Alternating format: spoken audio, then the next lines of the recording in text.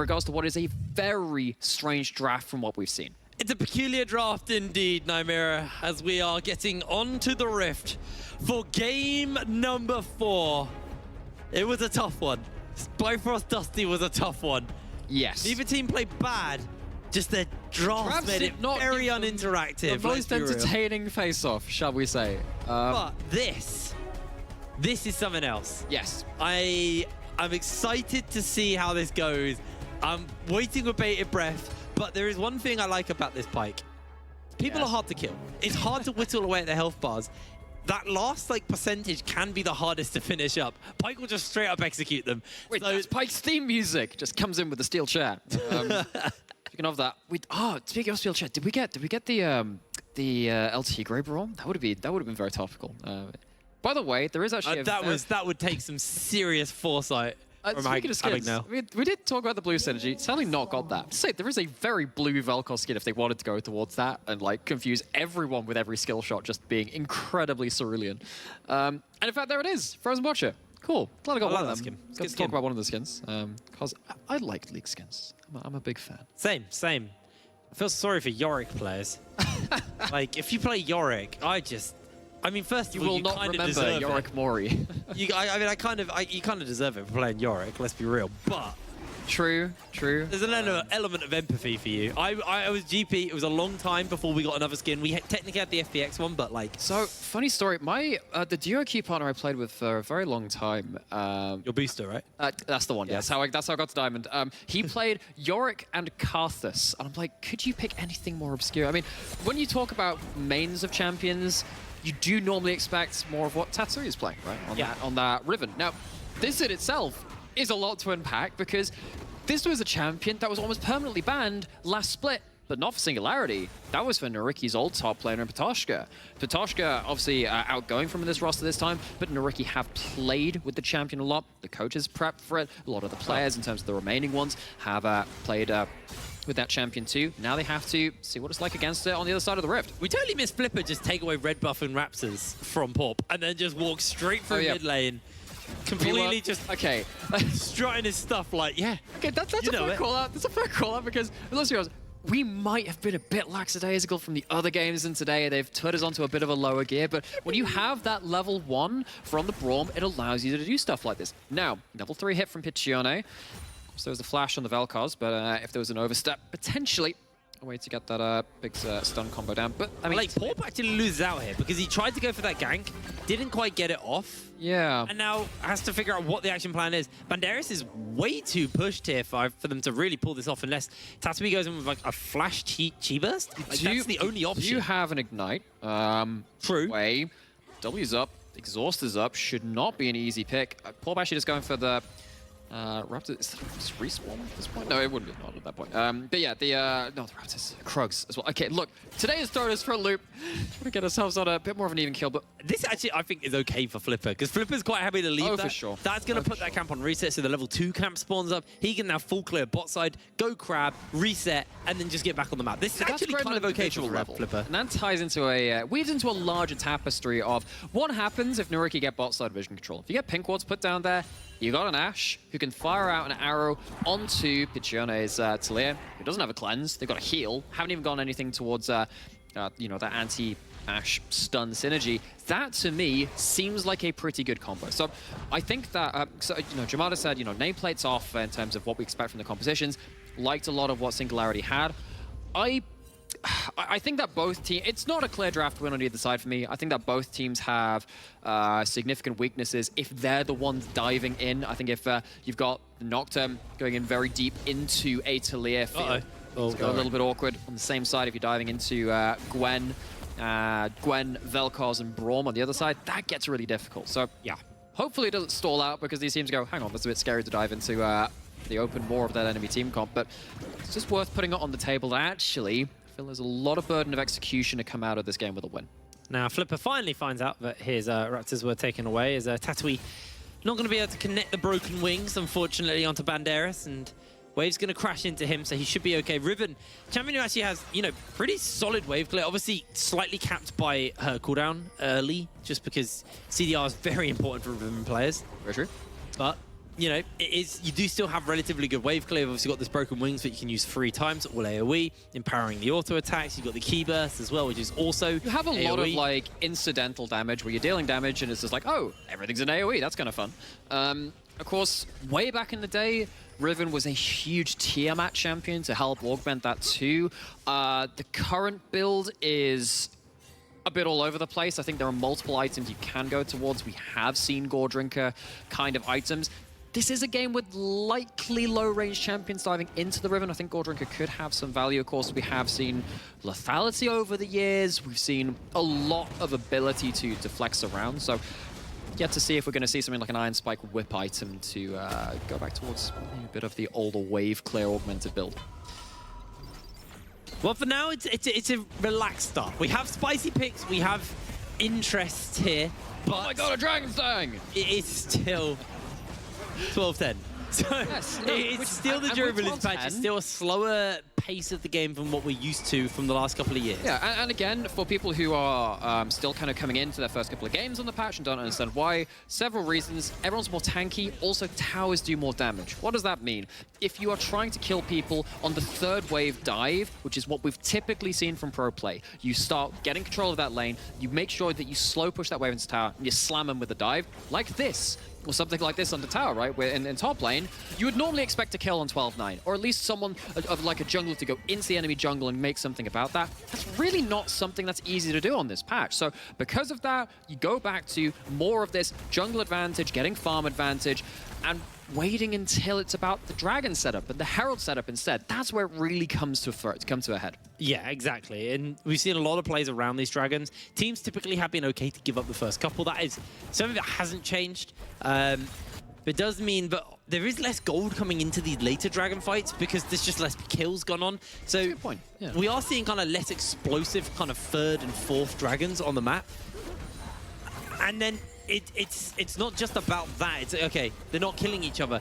It's all right, what are they actually going to be able to do with this? What is the game plan from here? So Rift Herald I see having a lot more impact on this patch, purely because it's a way to inject gold into your teammates. So when you get to those 3rd and 4th dragons, you do have that additional gold to work with. And there are so many other ways that has implications too, because obviously one of the bigger changes of this patch, we've seen a lot of globals today. And we've seen that less so much about Twisted Fate, who basically doesn't deal damage anymore. He's a glorified gold card bot. But when you have something like your Talir ultimates, you have your Nocturnes coming out of the jungle, who doesn't mind actually not ganking early. He just farms up until level 6.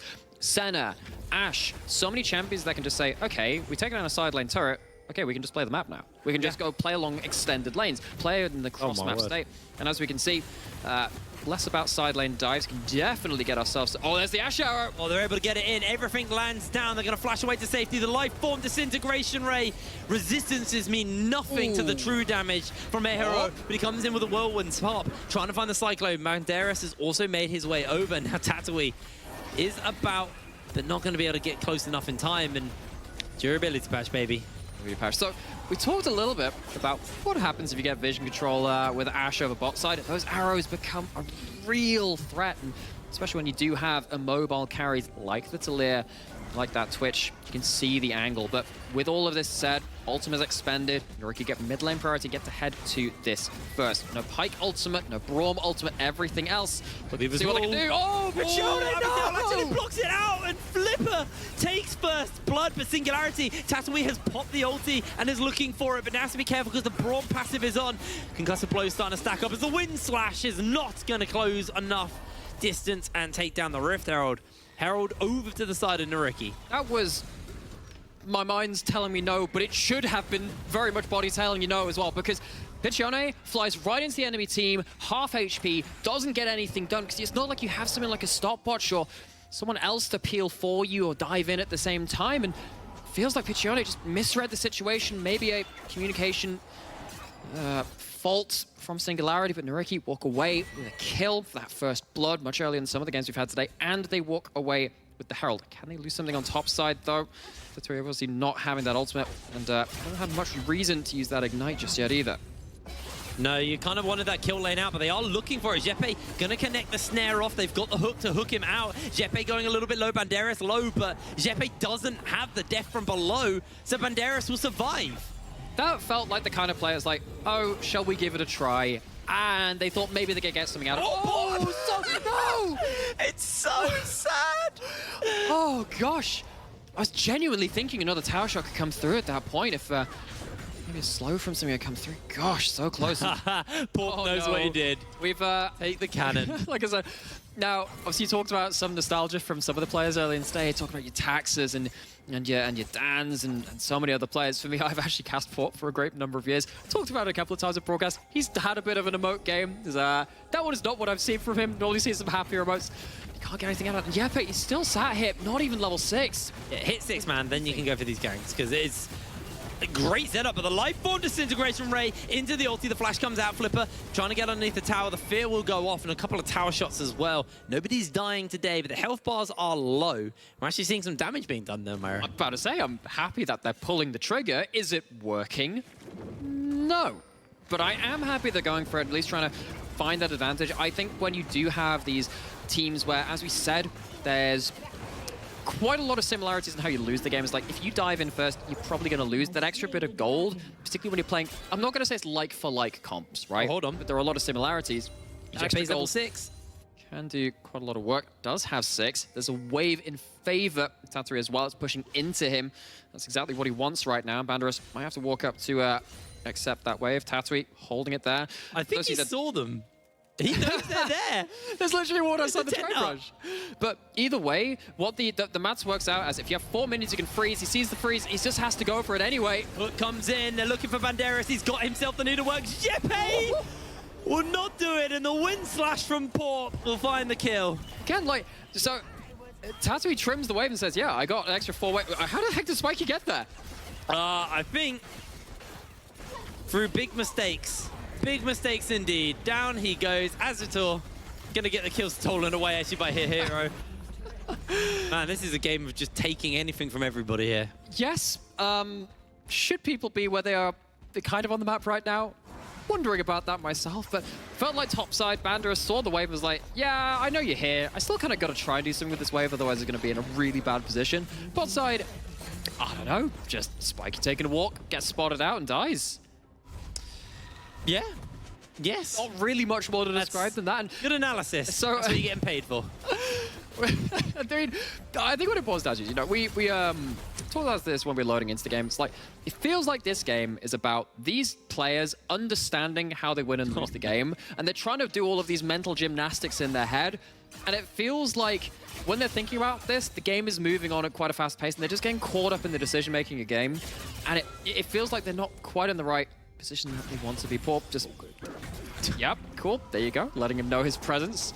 I mean, poor Banderas. I mean, this is what you needed to do. This is what we saw earlier on in the day. When we saw a Gwen earlier, it was for XL, it was just like, just camp the Gwen. Make sure that, you know, Gwen let what happened with Cries happen. Gwen is terrifying. Yeah. Don't let Gwen do Gwen things. And in fairness, actually, the Riven's doing pretty okay in terms of the laning phase. Has been helped an awful lot. Question is, what does that translate to? Because again, we saw earlier in the day, lane bully, this was the Olaf, right? Not doing so much. Oh, we've got cooldowns being used finally. Lights are going out, the arrows are coming down, and everything has been thrown onto Singularity as Port pops the Cyclone, but he has nowhere to go. Abagnale going low. Stopwatches the death from below. Tattoo has a wind slash, but it's already been used, and he will lose his life. Azator finds a double kill. And you're watching Bifrost. Wow! Just keep watching Aero again! Jone, you are a cinema. What the hell was that? And it's Piccione again, rather, that dives in. It's Aero there to respond, rather. And there are so many things I want to say about this and go, oh heck, that just felt like it was the wrong decision, right? Because it feels like, again, both of these teams want to avoid diving into each other. NYYRIKKI found themselves a window where Singularity didn't have everything in place, and with a really well-placed Hawk shot, NYYRIKKI had enough information to make these big plays. Jeppe is making a play. Yeah, kinda. There was a minion there, mate. Unfortunately, not gonna work. Abagnale puts the thumbs up. This game is the best emote game I've seen in a long time. Everyone is on it with the emotes. What I said about Scrim Game. Feels like Scrim Game to me. Maybe not quite as many kills as that, but very much trying to. Again, appreciate the willingness to go towards that. we need to check in on a couple of things, obviously, because it is now a 4,000 gold lead to NYYRIKKI. Let's bought them a couple of items. They got first items on a number of these characters. So you can see that actually Azador gone for the blade first on Ashe. This is something that we saw a lot back before, way before Mythic items, thinking about season 6 and 7. That was when Ashe was, I remember Prey and Gorilla on the Rocks Tigers. They played a lot of that. Yeah. A lot of that lane, and Ashe could become really, really sticky with Blade having a slow effect back then. Of course, it still does now in terms of like, it just gives you that extra ability to stick, chase down, do relevant damage. Ashe not always the most crit relevant. Coming in here, and speaking of that, Ashe has the ult back up. Spiky has cleanse though, and feels bold enough to go clear this wave. He's able to do so as well, so Tao will survive. Spiky definitely playing a little bit risky there, but it does pay off. And it feels like Singularity now going, okay, we need to maybe put the brakes on a little bit because we have been getting caught a little bit too much. Although even those, particularly on the brakes, this would be a hilariously slow-paced game for 12-9. This is a fast-paced game from what we've seen today. That's just the reality of what we have. I mean, no, there's no enchanters in this game. We still got ourselves at. I mean, dare I say it, you know, I'm kind of missing the Leona Nautilus to just pull the trigger when you feel like having a tussle. NYYRIKKI potentially putting themselves into a situation where Piccione can use that Weaver's Wall to greater effect. Tried it a couple of times, been put in the dirt a couple of times for the effect. Hero just pulling the ult just for poke. What comes in? Two-man Cyclone. They've got the ulti. Porp has to jump back out. Instantly caught up. The Everfrost comes down. Flipper throws out the ultimate, and he is launched into Piccione's pocket as Banderas coming in with the haircut. A double kill picked up for Azador. And NYYRIKKI just pulling the trigger. Well, it was a response to the first team to dive in. Always was a little worried about it. You're diving into, I mean, the Vel'Koz ult was gone, but you're still diving into the Ashe who's happy to kite backwards, the Braum that'll help them do that, and of course this Gwen. It's always the Gwen dealing so much damage, no matter how much you put them down. Singularity get a little bit trigger happy, find themselves at a point where they just get punished for what looked like a pretty okay engage. I got pretty hypey there. I was like, wow, three-man knockup from the Wukong. Maybe if that could go into something like a Talia combo could work out. It just didn't combo together, and what looked like an okay engage fizzled out. Imagine that on 12-9. That would have been an ace. That would have been Actually, to be fair, the Vel'Koz ult would have one-shot everyone. So yep, there you go. There is that. Well, though, actually, I say Vel'Koz, you know, you've got the Void stuff, so I can't remember what it's actually called, but, you know, the true damage. True damage. Oh, it's a research thing. Weird little triangles, yeah. Yeah, it's the research thing by disintegration. See, I'm a colorcaster. I'm allowed to not know these things. Yeah. I don't like Vel'Koz, so I choose not to know these things. I think actually Vel'Koz was maybe the second champion released when I started playing the game. My first one was Jinx. Oh, Vel'Koz was my second champion when it was released. So you started around the same time as me then? Would have been very close. Sometime in season 4, around then. Yeah, I think I was season 3, like the end of it. Yeah. That's when I got into it. My first champion was Shyvana, interesting enough. I always like it when Shyvana comes back. Not this AP I spit at you. Like, I like actual Shyvana, you know, I played a lot of Shyvanas. Jump in and start just down. One of the very first skins I ever bought was the Iron Scale Shyvana skin. That was the first skin I ever bought in League of Legends. That was that one. And my second one is Firefox Ari. That was my first skin. Yeah. There you go. That and Aether and Kale back when it had a really cool... A lot in common. Both lanky, both bought the same skin. What can we say? Arrow coming in, followed up by Flipper. We're not even ready for these fights. Broken Wings actually not going to land, and wow, Banderas doing a lot of damage with that snip. Porp's going to have to throw the ultimate out, but Hero actually chasing in. If he gets a good slow here, there's a world where he can do some work here. Has got Jeppe, but comes in and cancels out the ultimate, and Porp actually takes the opportunity to jump in forwards. Spike has the ultimate, and they're lined up beautifully.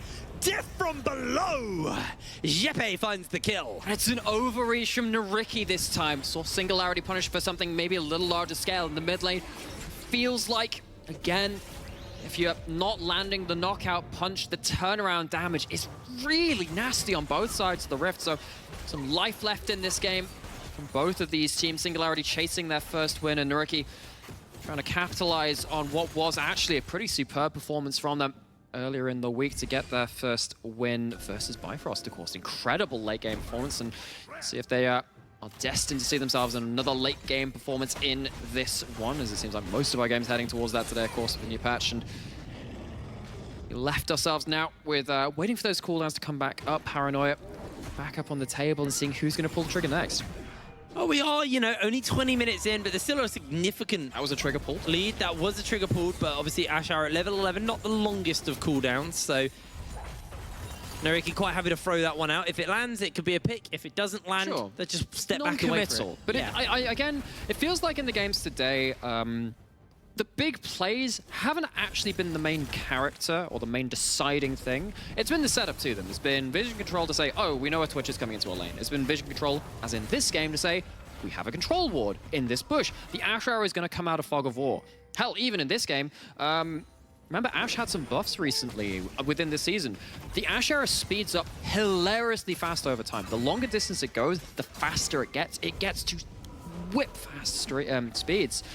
So NYYRIKKI potentially using that to and some more powerful CC as they look once again to play around this mid game. Haven't really managed to blow open the game as much as potentially. Well, actually, no. You say that they have a good lead. Yeah. But after that play, bot side, I'm sat there like, well, really need to make this land on the Salt, and we'll talk again about closing out the game. Okay.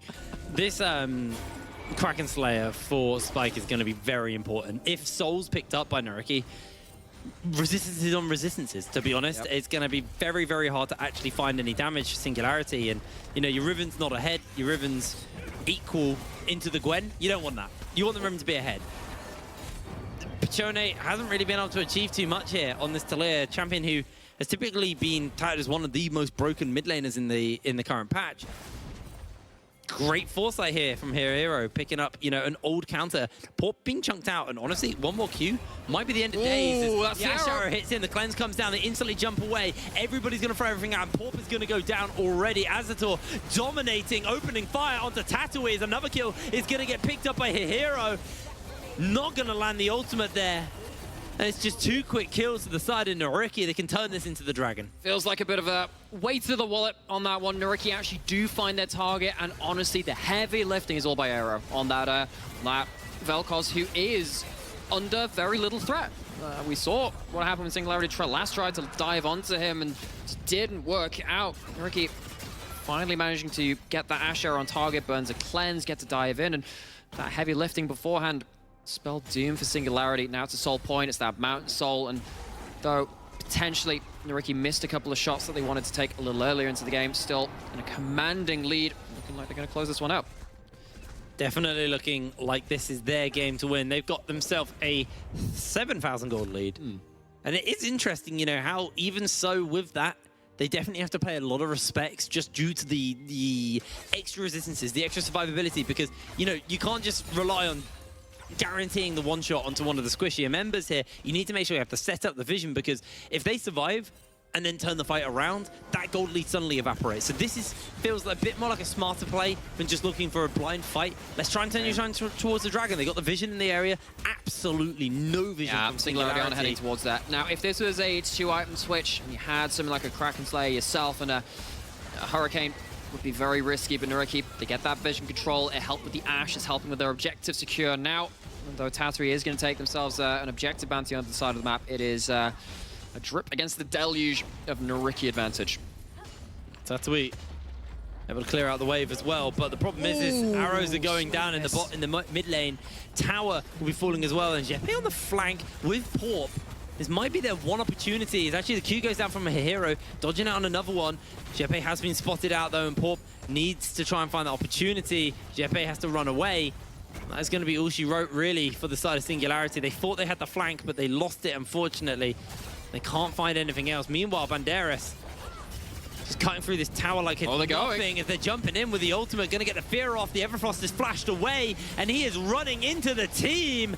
A kill picked up for the side of Flipper, and now Tatooine is on his lonesome. Got Spike in the pocket. Jeppe coming in on the flank as well. There's the Cyclone. 2 members caught out. Big block though by Abagnale to block out on Spike's ultimate, but is still doing a lot of work here. He's slowed. He's got himself one shutdown. He's looking for another. He's almost able to get himself another kill. Being picked up with the ignite by Tatooine. Jeppe has to go in for a cheeky stopwatch to try and survive as he is cut down by the snip. Spike, the only member remaining for the side of Singularity. We're 24 minutes in the mirror, and NYYRIKKI finally show us that you can play this game fast on this patch. They've not going to close out the game just yet, but it is about just done.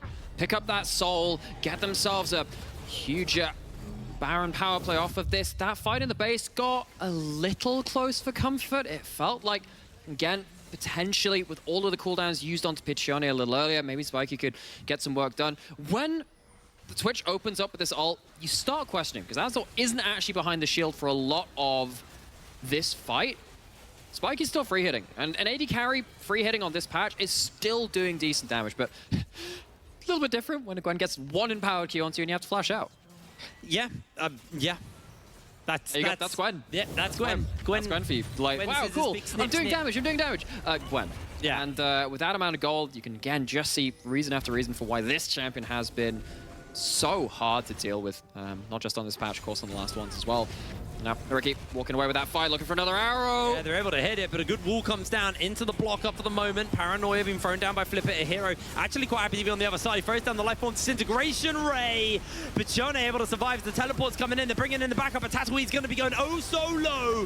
One by one, they fall. Azor finds a double kill, looking to make it more as the dunk comes in from Jeppe. Able to take down at least one as Abagnale will lose their life. But NYYRIKKI are into the base even further. The third inhibitor will be falling down, and Singularity are running out of options. Jeppe still has the Death from Below available, but has to be so careful, trying to swim back towards his team, back towards safety, as Piccione trying to hold on with Spike, but the knockout comes in, and a hero doing a lot of damage. The slow comes in from Azor as well. Another Q goes a little bit wide as the tower holds on for just a moment longer. Flipper is going to step forward, almost goes down to the turret. Spike, and now turning it around. There's the bop from the monkey. Pop able to get the damage. Jeppe misses out on the hook and has to jump away from the slow. Azor got his own slow in his pocket. Spike, though, chasing for a little bit more. Not going to find it. 26 minutes on the clock. 3 inhibitors down, but Singularity hold fast. Yeah, I can't quite close it out again. You can see NYYRIKKI have no problems taking down the first target, and that typically is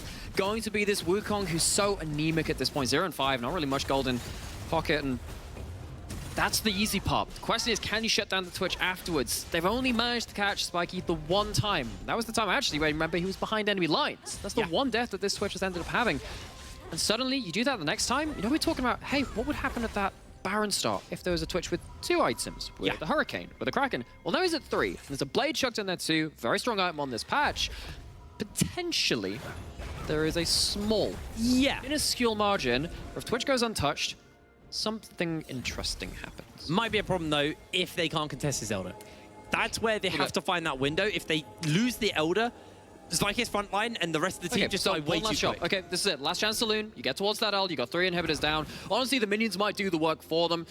NYYRIKKI still very much in control. Look at the damage that Arrow has. Just, that is unfair. That is absolutely disgusting. Okay, well, a hero apparently just ignored the damage buff, the damage nerf patch, basically. Lego's stacks, baby. That might just be it. Porp's been spotted out. He's being chased onto a monkey spin, monkey down. Flipper will knock him up, and the Cyclone will not save him today. Porp will be losing his life as a hero times that Q beautifully. Elder Dragon be damned, the Singularity are running out of options. We were talking about that last chance Saloon. It looks like Saloon was in a different town. Yeah, they were not ready. Sucker punch. They was like, okay, well, maybe we can head towards an ally. Well, no, you can't really. You have to do all this wave clear duty. They try and do a token effort to say, can we get Jeppe close in that? And he's dead. The opportunity has just melted before their very eyes. Shut down for Flipper. Piccione needs to get away, get the hell out of Dodge, but he can't because the gift of the Elder takes them down 1 by 1. Jeppe can do nothing but watch as the 30-minute clock ticks over. And NYYRIKKI take down Singularity. It's a little bit unorthodox.